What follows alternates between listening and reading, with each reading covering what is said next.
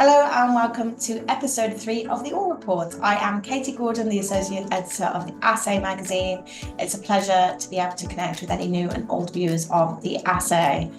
What is the All Report? Well, it's a series concerned with all things metals and mining, big announcements to pique your interest from both the majors and, of course, in 121 style, the juniors.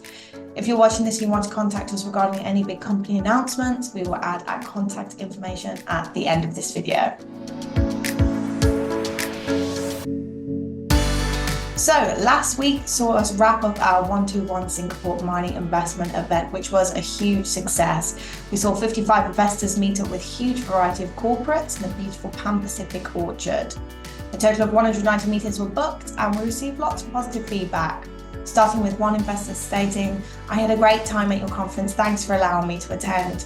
I enjoyed all my meetings and they were very useful and I will more than likely take a position in 5 or 6 of the 8 that I met with," which is excellent news there.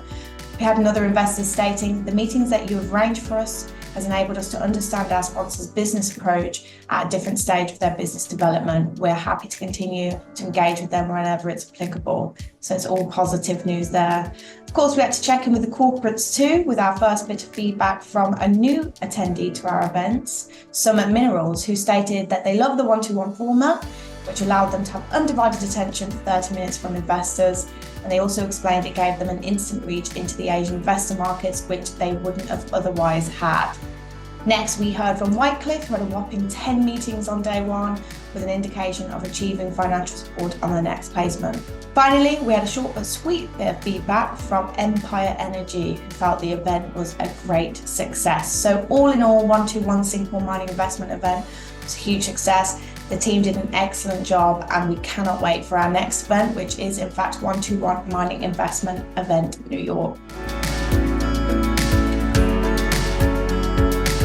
Over the last 14 days, we've seen some pretty impressive M&As, starting with mega gold miner Anglo Gold Ashanti sealing the deal on acquiring Sentiment in a US $2.5 billion deal, which actually topped S&P's M&A deals that week.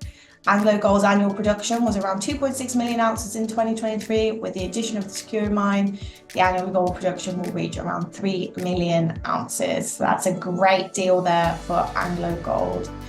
Next up, the deal that emerged as the highest value transaction in the metals and mining as of last Friday. Saudi Arabian Mining Co. agreed to acquire 20.62% stake in Aluminium Bahrain BSC, a deal valued at $1.6 billion. Upon completion, Ma'aden will become the second largest shareholder and will have 2 seats in the Aluminium Bahrain board of directors.